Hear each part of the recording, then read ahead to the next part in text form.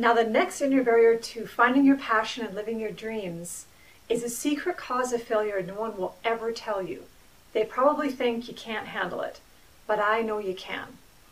In ancient times, when a merchant needed to train his baby elephant, he'd wrap a rope around the elephant's leg. Then he'd tie the rope to a stake and pound the stake into the ground. The baby elephant would struggle and strain against the rope, but he could never escape it. Later, all the merchant needed to do was tie a rope around the grown elephant's leg, and the elephant would instantly freeze and stay in one spot. The adult elephant was strong enough to bulldoze an entire house to the ground, but he would stand there as long as the rope was tied to his leg. The elephant had learned to be helpless. One of the breakthrough discoveries in psychology this century is that we are just like elephants. The moment we encounter a setback, problem, challenge, adversity, and loss, most of us become helpless, give up, and assume we can't have what we want. When I was competing as an elite athlete, it happened to me all the time. If I didn't score on my first few shifts, I'd lose my confidence and wham, hello slump. And my teammates and my coaches, they all knew it. They'd roll their eyes and say, "Oh, she's done now." It happens to all of us. You try to make a sale, start a business, get a promotion, change careers, or just pitch an idea to your boss, and it doesn't go well, and suddenly you're infected by learned helplessness. But you don't know it. All you know is you feel kind of numb. Learned helplessness is a secret cause of failure in love, career, and money. And it's a giving up response, pure and simple. Most of the time, we're not even aware it's happening. We're still going through the motions, but something is off. Your edge, your confidence, and your motivation are slipping away from you, and you can feel it. You may not feel scared, although sometimes you do. You just feel blah. And you're worried, because blah is not going to get you winning and keep you winning in living your dreams. Well, how does this relate to finding your passion? Well, if you're like most people, you have a secret dream or fantasy, business or career goal. Most people have at least one secret dream in the back of their mind. And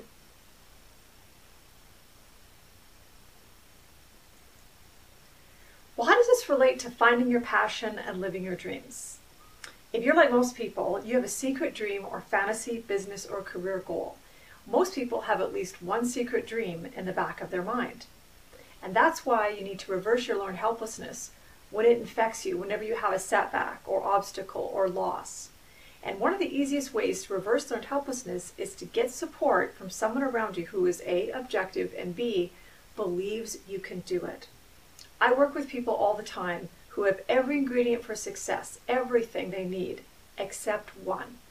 They don't have someone who believes 100% in the dream. So they're working hard to change their self-image to believe, but psychologically, they're lone rangers.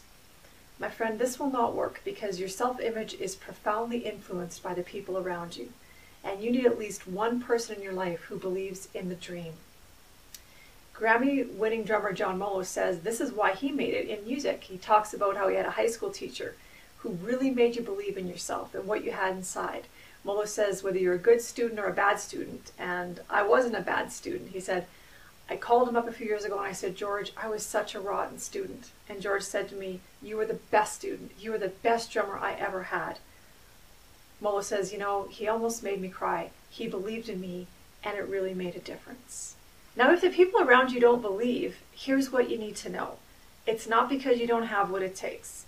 It's not because your dream is ridiculous. It's because that person has already given up on his or her own dream. And he can't give you faith. He's fresh out. So there's no need to destroy your self-image by taking this personally. And I suggest you stop waiting for the people around you to change. Just accept them. Accept where they're at. But go out and find one person who believes in you. Spare no time or expense to find him or her. And it will be the turning point both in your self-image and in your life. Some of you may know Robert T. Kiyosaki's Rich Dad, Poor Dad book series. And on the surface, these books are about how to become wealthy and financially literate. But what they're really about is getting mentors who nurture you. Kiyosaki's biological dad, he was the poor dad, and Kiyosaki was dangerously close to following in his dad's footsteps. But his life changed remarkably when he got a rich dad. And his rich dad believed he could become wealthy, and he mentored him and helped teach him how. But without Rich Dad to believe in him, Kiyosaki's self-image was going nowhere fast.